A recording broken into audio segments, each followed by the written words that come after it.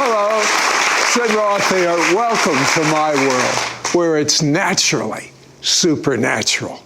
My guest was an agnostic engineer that studied over 1,000 people for 35 years that had near-death experiences. Some saw heaven, some saw hell. Now he challenges anyone, anywhere, to disbelieve in life after death after examining his research. Next on It's Supernatural. See NDE, near-death experiences, more and more. What is your definition of a near-death experience, John?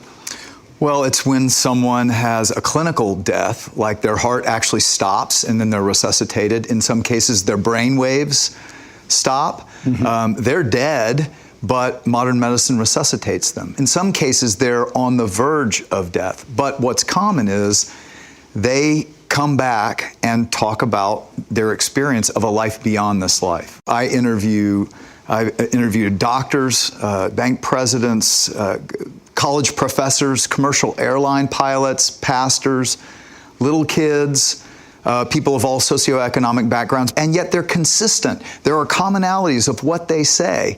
And that's what I was trying to do writing Imagine Heaven, is tie them together with what the Bible's already told us. And you see a picture unfold before you of the life to come. You know what, the thing that just literally blew me away, and after talking with you, I know you too, people born blind? Well, tell me about Vicky.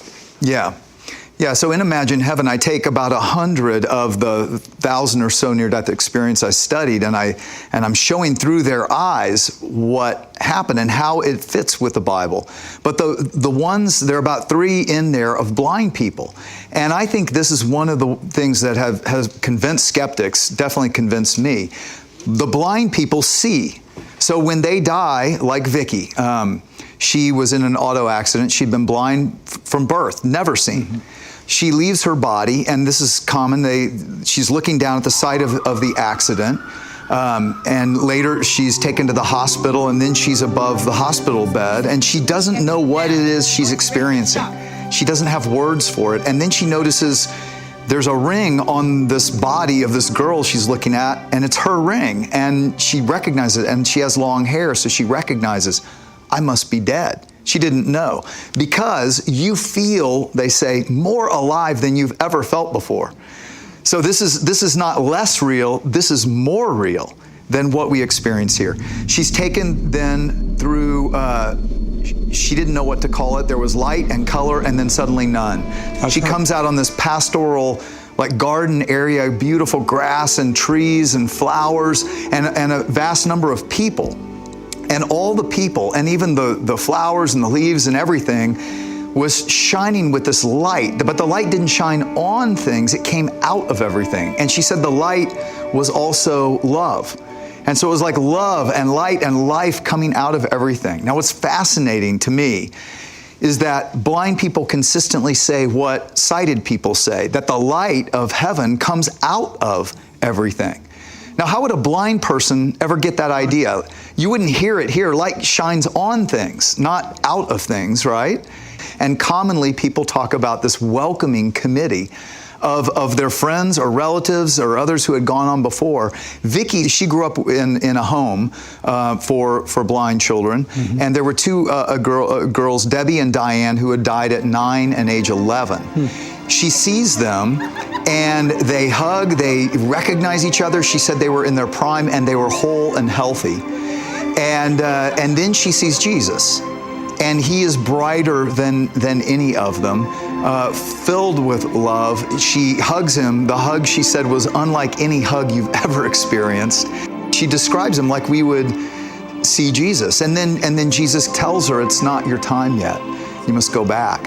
And she goes back, and what's fascinating, she was able to see Debbie and Diane and herself, but she didn't see that because she was blind, and yet she was able to explain it, and the house mother verified it. In chapter 2 of Imagine Heaven, I write about skeptical doctors in the afterlife, of what convinced so many skeptical oncologists, cardiologists that I studied or that I interviewed, was that many people, when they die, they'll be above the operating table. Like one doctor I interviewed, Dr. Sabum, said this one patient was above the operating table when their heart stopped during surgery, and noticed that the other surgeon there had failed to wear scuffs over his white shoes, and described the shoes. Another patient was had a brain aneurysm. They drained their entire body of all blood, stopped the brain waves, covered the eyes, put clickers in the ear to make sure there were no senses at all. And yet she's above the table and is able to describe what went wrong with the procedure and how they had to put something in her artery in her leg, could describe the saw that looked more like a toothbrush with a socket set, she said, not what you would think of a saw. How do these doctors, again, they have no grid for this? Well, and this has been written up in the Journal of the American Medical Association, in Europe's most prestigious medical journal, The Lancet, 900 scholarly publications. And so there is incredible evidence that there is, in fact, life after death. But what I find even more fascinating is when you look, everyone is a bit different, and they all have their interpretation of it, because truly it's an experience of life beyond our dimensions. There's beauty, there are mountains and trees and flowers, but all of it, they say, they experience not with 5 senses, more like with 50 senses. What I've come to believe is that this experience is the shadow of the real thing. Now, we have it reversed. Most of us hang on to earth for dear life, but we should be hanging on to heaven for dear life. Exactly. You know what I'd like to find out when we come back? There are so many, and this is the greatest apologetic, that there is a heaven. The Bible is true. Jesus is real. By interviewing some 1,000 people, he found patterns of things that almost all the people had, which then give us real insight into what heaven's like. Do you want to find out a few more of these? Be right back. I've interviewed many people that have medically died and gone to heaven. But you have interviewed so many that you have found certain commonalities. For 35 years, I've studied the Bible and I've studied these experiences, and I want to show that these are like dots of color on the bigger picture that the Bible's given us all along. And that's the picture we've got to hold to. Because any one experience can be interpreted many different ways, and they are.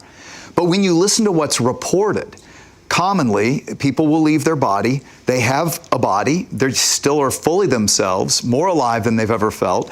But they are able to observe for a little bit what's going on the scene of their accident or whatever it might have been. And then they're taken.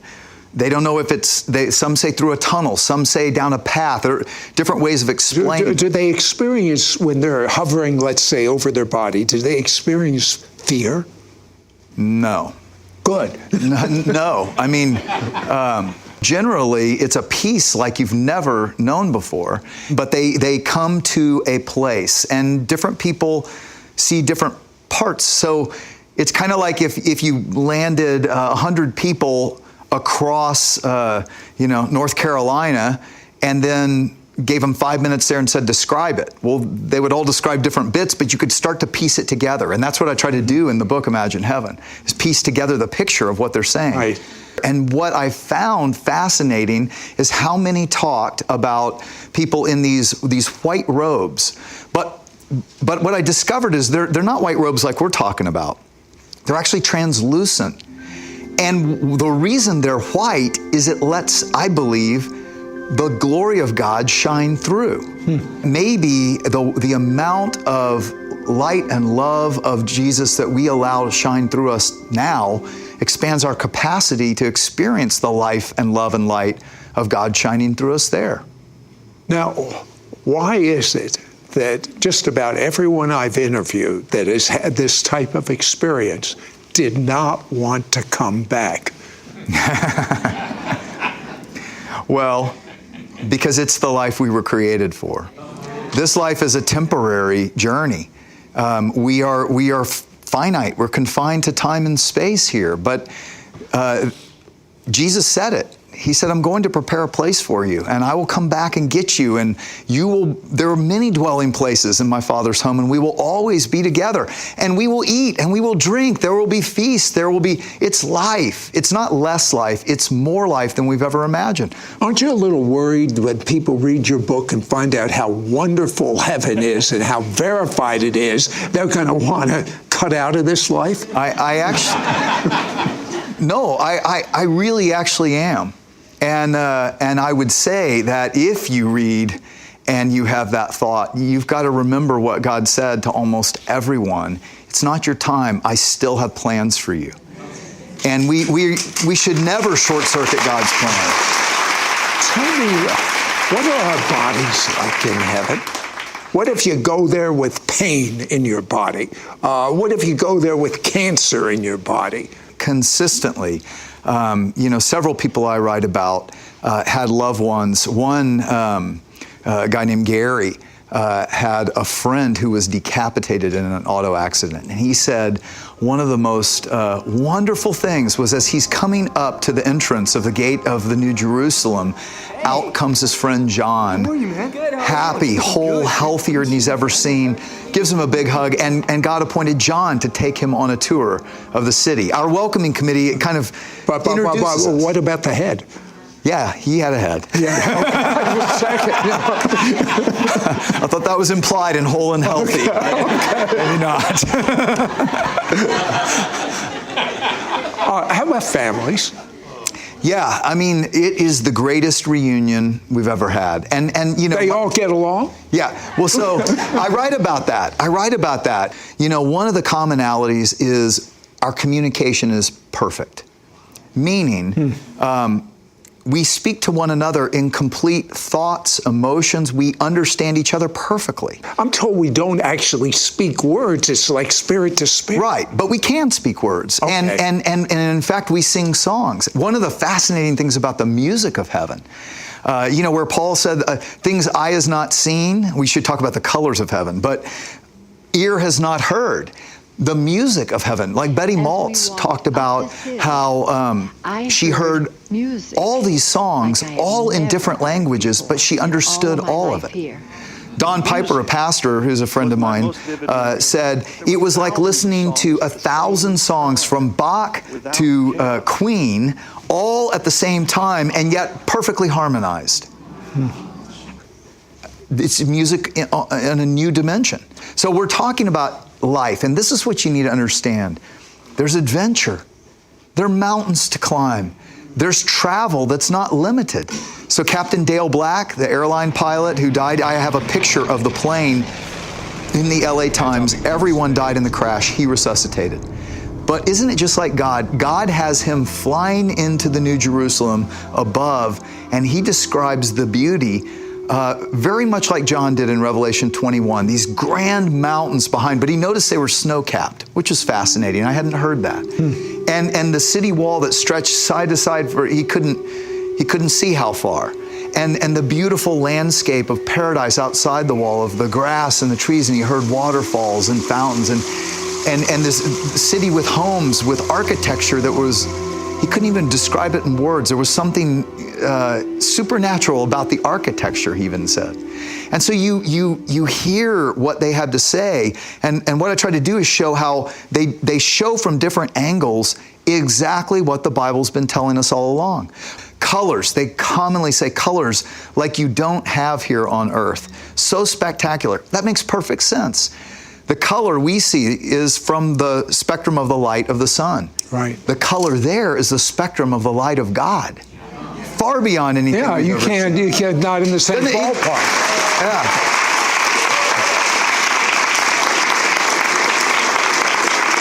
I'll tell you what, when we come back, there's just so many things to talk about, but the most fascinating thing that you talk about is, he calls it a life review. Did you know every one of us is going to get a life review? Be right back. John, tell me just one life experience that had quite an impact on the person and on you. One man I interviewed was an atheist college professor.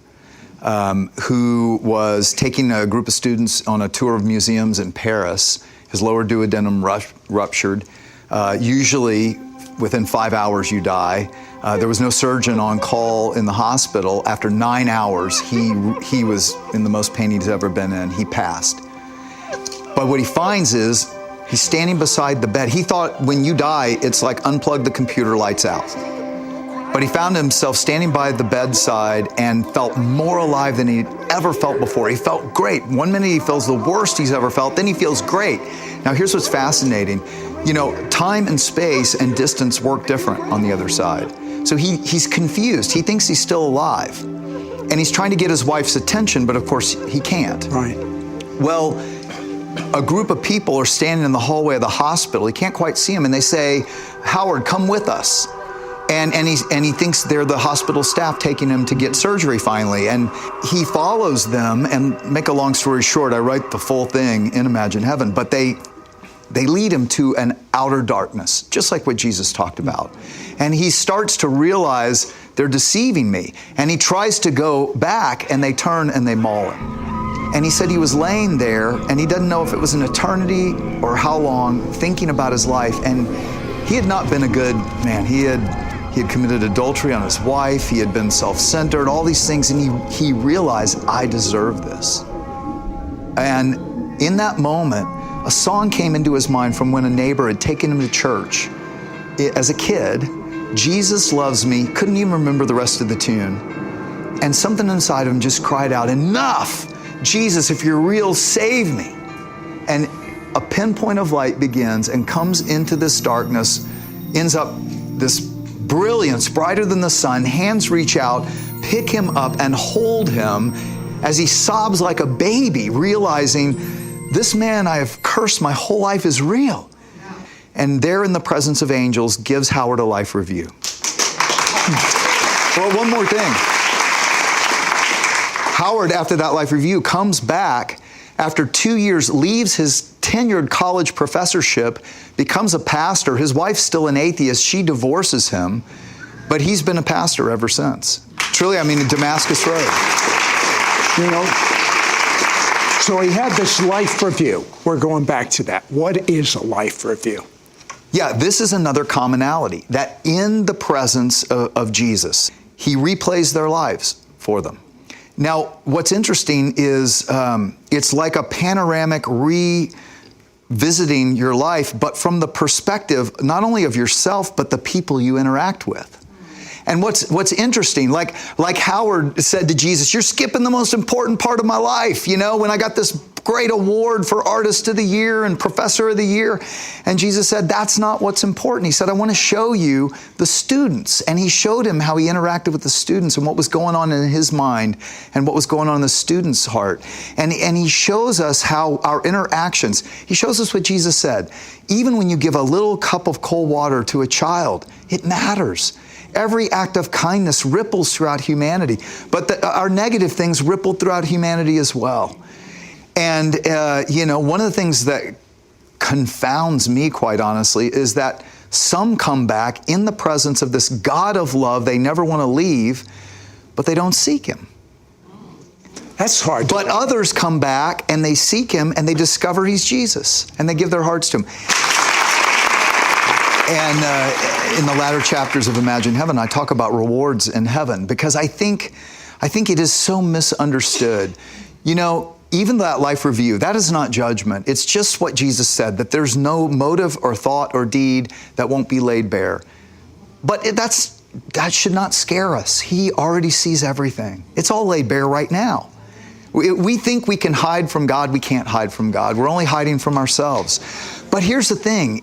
There is no condemnation for those in Christ Jesus, and He wants us to know that now. You know what? You have said enough that you should give your life to God right now. That's what you should do.